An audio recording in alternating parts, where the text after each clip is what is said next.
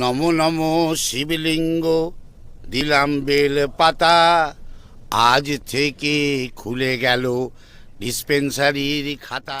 এই ভিডিওটা জাস্ট এন্টারটেনমেন্টের জন্য।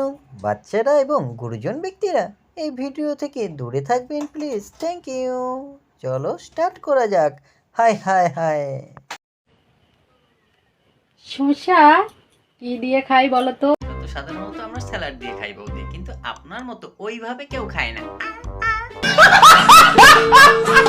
সাইজটা খালি দেখো, সাইজটা নিয়ে কোনো কথা হবে না। কি মোটা! তো বৌদি আপনি কি বোঝাতে চাইছেন? ভুট্টাটা মোটা না অন্য কিছু মোটা? এত মিষ্টি আর রস বেরোচ্ছে। আরে ভুট্টার থেকে রস বেরোচ্ছে কবে থেকে গো বৌদি?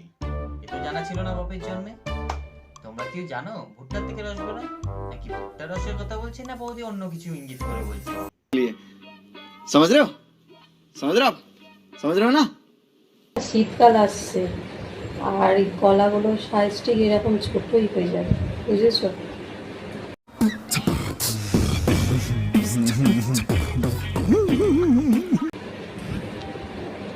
কত ছোট দেখেছো?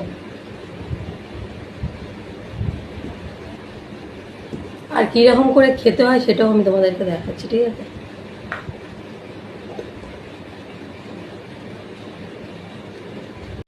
আরে দাঁড়াও ও বৌদি, কোন কলার কথা বলছো গো?